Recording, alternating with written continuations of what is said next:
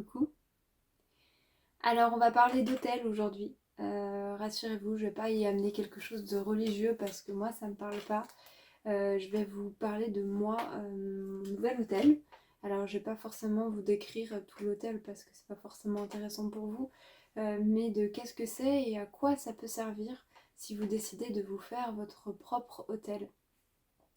Un hôtel, déjà c'est quelque chose de très personnel, donc il n'y a pas de bien, de mal, de faut faire comme ci, faut faire comme ça. Pas du tout. Vous pouvez y mettre autant d'objets que vous voulez, comme vous pouvez même décider de ne rien mettre et vous dire que là, c'est cet espace vide, c'est votre hôtel. Si vous en ressentez le besoin que ça se passe comme ça, peu importe, c'est quelque chose d'extrêmement personnel. Chacun y met ce qu'il veut et comme il le veut, quand il le veut. L'important, c'est que ça soit un lieu où on se sent bien et qui nous met en paix. Et naturellement, en fait, ça va rehausser l'énergie même du lieu parce que on rassemble un endroit dans notre lieu de vie, que ce soit au fond d'un tiroir, sur notre table de nuit, comme dans un espace dans la maison ou dans sa chambre ou peu importe. C'est vraiment un espace où on y amène de la paix. Euh, Ça peut être aussi, cet espace peut nous aider à travailler sur soi. Par exemple, je connais quelqu'un qui a décidé par certains éléments, de façon consciente ou inconsciente, cette personne travaille un peu sur son enfant intérieur. L'important, c'est d'avoir un objet qui symbolise cette partie de nous ou cette chose que l'on souhaite travailler. Et c'est quelque chose de très beau qui l'aide à évoluer en tant que personne naturellement. Donc, je prends cet exemple-là, mais vous pouvez travailler sur n'importe quoi. Ça peut être sur quelque chose aussi de certains blocages transgénérationnels. Vous pouvez vouloir apporter l'abondance, par exemple, financière dans votre vie. Vous pouvez y rajouter des éléments qui vont symboliser cette abondance-là et quelque chose qui vous évoque la joie. Par exemple, si vous avez du mal avec le principe de l'argent, vous qui avez sûrement l'euro dans votre porte-monnaie, vous pouvez très bien mettre des pièces, si vous en trouvez, asiatiques qui peuvent être très jolies pour certaines et qui vont symboliser l'argent et qui en même temps, c'est pas le même argent que nous, donc on peut avoir un rapport avec cet argent-là qui est complètement différent parce que on ne connaît pas réellement sa valeur.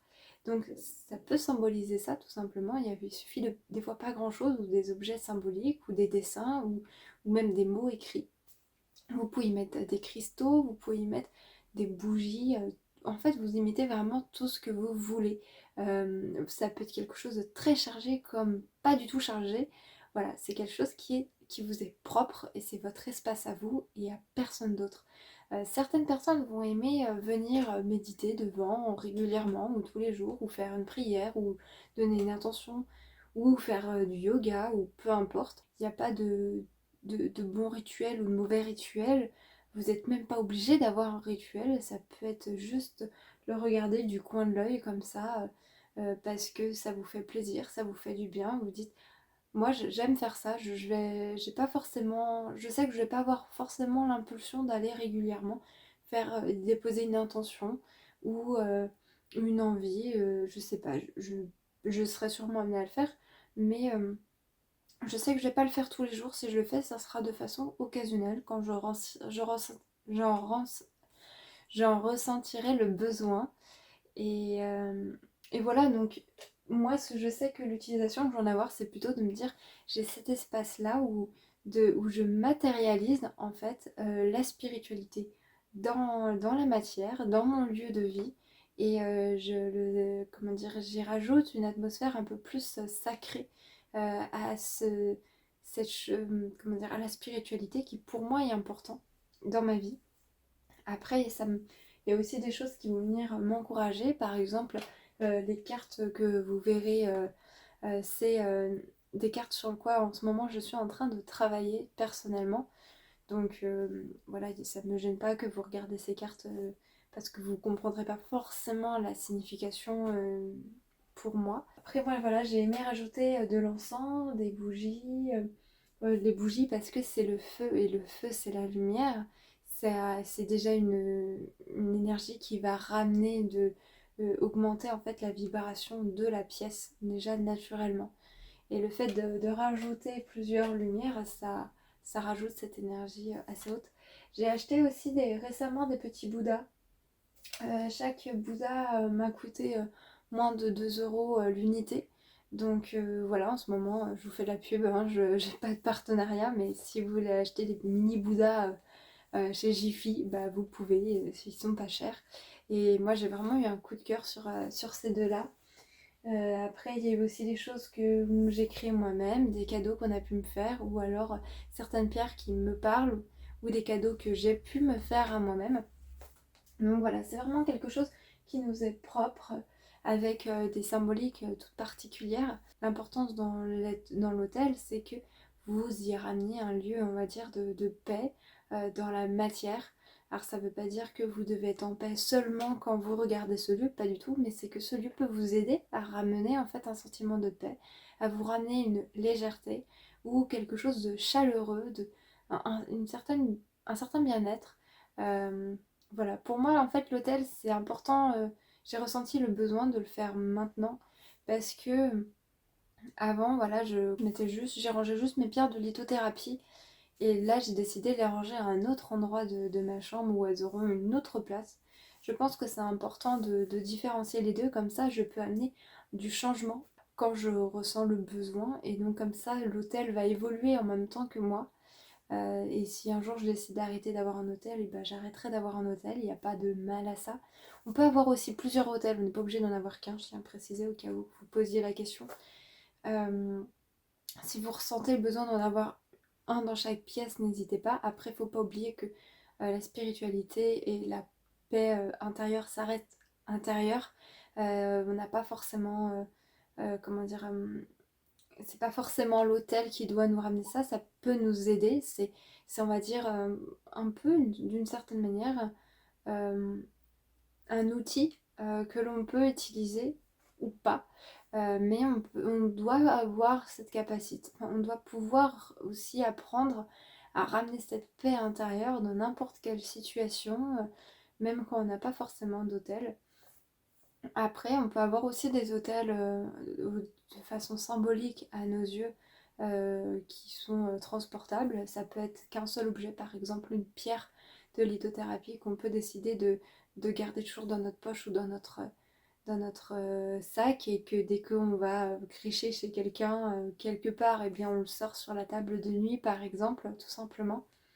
Ça peut être quelque chose d'effectivement très minime comme quelque chose de plus imposant. Pour en revenir à ce que je vous disais, je trouvais ça important de ramener pour moi dans ma vie un hôtel en ce début d'année. Ça va me permettre d'accueillir cette année, de ramener, d'accueillir aussi plus à mes yeux et à chercher moins cacher ma spiritualité aux yeux des autres. Et voilà, plus l'assumer, de me rajouter voilà, plus cet espace de qui pour moi symbolisait aussi la spiritualité, la paix, donc que ça soit dans ma vie mais aussi dans mon espace personnel, donc symboliquement je trouve que ça se rejoint. Et puis c'est aussi la nouvelle année, donc nouveau départ, je sens vraiment comme ça, je sens que cette année on doit, comme je vous disais dans la vidéo de mercredi dernier, si vous ne l'avez pas vue, je vous conseille grandement d'aller la voir, où j'expliquais l'année comment moi je la ressens énergétiquement, comment on risque de la vivre en fonction de l'émotionnel qu'on y place. Et, euh, et je sens que effectivement c'est important ce début d'année d'avoir un lieu de vie où on y accueille cette nouvelle année, cet espace de paix intérieure, mais effectivement cette nouvelle année, donc commencer. Enfin, nous, on a déjà commencé à enlever dans ma famille les décos de Noël. On les a tout enlevés, sauf moi dans ma chambre. J'ai toujours pas pris le temps, mais je compte le faire. Je compte enlever principalement ma guirlande de Noël, que d'ailleurs je n'allume plus parce que je suis plus du tout dans le mood de Noël, alors que de base j'ai tendance à vouloir garder ce mood de Noël pendant tout le mois de janvier, parce qu'il y a quelque chose de magique, de chaleureux, donc on entretient la chose.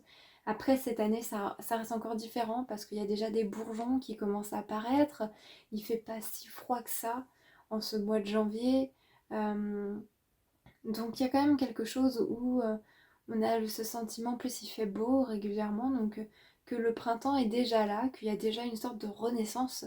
Donc Ça doit jouer aussi avec le temps extérieur intérieurement, j'ai moins le besoin effectivement d'entretenir cette magie de Noël après Noël.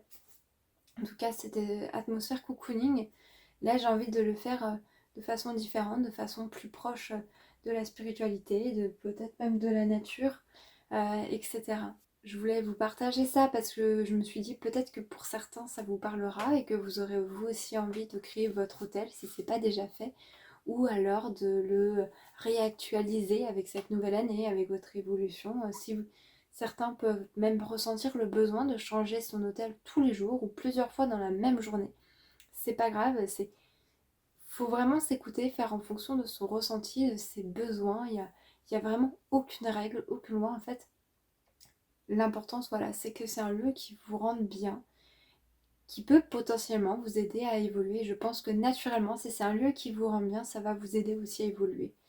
Voilà, donc j'espère que cette vidéo aura été claire. Si vous avez des questions, n'hésitez pas à me les poser en commentaire. Je tâcherai d'y répondre si j'ai les réponses, évidemment. Si je les ai pas, je vais pas vous les inventer. Après, voilà, prenez ce qui vous parle. Donc, je vais vous laisser. Je vous souhaite une bonne semaine. J'espère bientôt vous pouvoir reprendre les vlogs et vous parler de mon projet. Donc, je vous oublie pas, je tourne régulièrement des petites séquences pour vous expliquer l'évolution de mon projet et de mon quotidien en ce moment. C'est vrai que ce début d'année a été très chargé, qui fait que j'ai pas eu beaucoup de temps pour travailler autant que j'aurais souhaité. Donc je vous laisse et je vous dis à bientôt. Bonne semaine, bon mois de janvier. Dorlotez-vous bien si vous en ressentez le besoin. Écoutez-vous et puis écoutez vos appels quotidiens. Vous verrez, vous aurez plein de petits appels ou des plus grands, que ça soit faire un hôtel comme vous cuisiner des pâtes ou se faire une tisane. Peu importe, écoutez-vous et vous verrez que vous êtes en fait extrêmement bien inspiré. Je vous laisse, je vous fais plein de gros bisous. À bientôt.